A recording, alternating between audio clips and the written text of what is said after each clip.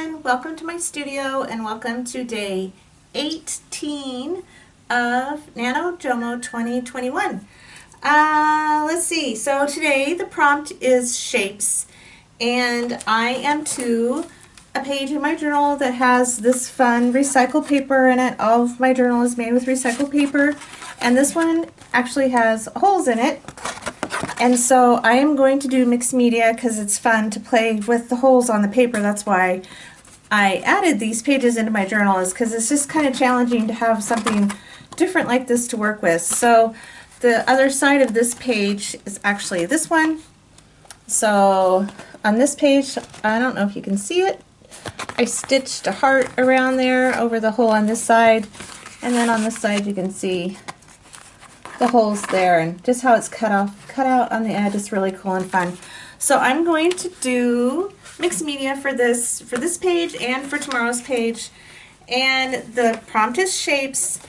So I went through all of my stencils and just pulled out a few that had shapes on them, and this is what I pulled out. I've had all of these forever.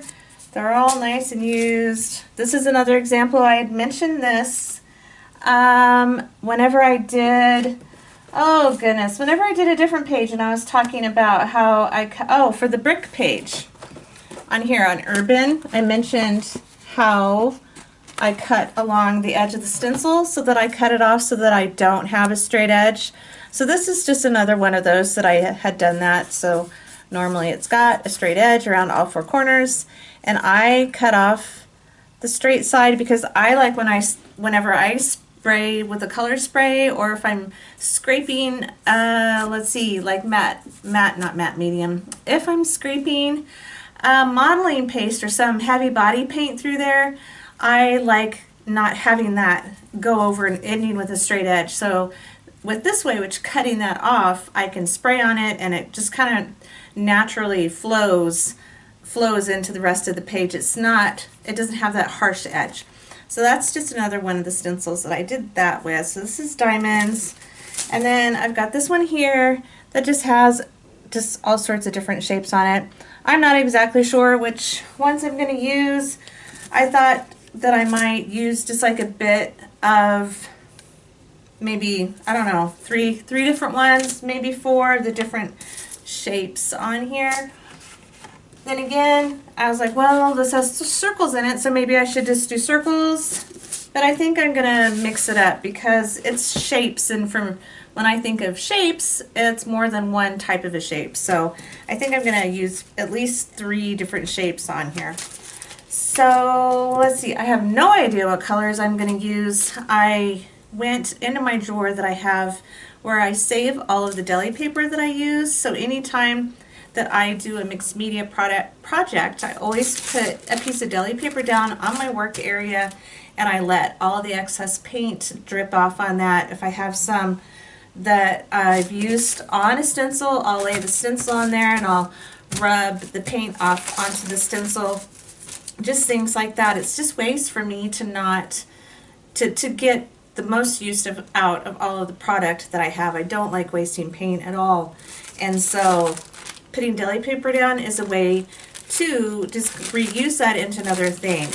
I'll also grab, since I'm doing mixed media, I'll get this trusty journal out, and if some of that paint will fit on one of these pages in here, I will scrape the paint on one of the pages in here as well. Like this is just an example of where I have scraped leftover paint, leftover, you can see where with modeling paste, where I had used that through a stencil.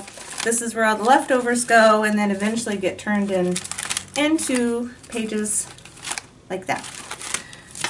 So I did pull out a piece of deli paper. I like this one. It's nice and bright and kind of just, I like the colors on it. So I think I'm going to stick this down. I'll put a coat of gesso on here first, just so it has a nice clean white background that I'm putting the deli paper on. And for me, it just, putting that layer of gesso down just really helps get my brain going, and it says, hey, guess what, it's time to start creating. We're putting the gesso down, and it's very soothing and very calming for me to paint my gesso on or something like that. So I'm going to start with the gesso. I'll put the deli paper down, and then I'm just gonna figure out how to get the most out of these. When I was grabbing my gesso out, I was looking through just some of the things that I have. I still don't have any modeling paste. I need to go get some of that, and I'm getting some here in the next couple of days. But I did see that I had some clear gesso, and so I think I might use some of this. So if I put down one layer of paint and then go over it with the stencil and use the clear gesso, somehow it might, I'm just going to kind of play with that and see, like, if as I wipe off some of the wet paint, it'll show the layer underneath it. So that's kind of where I'm thinking, but besides that, I really don't have a clue how this is going to turn out.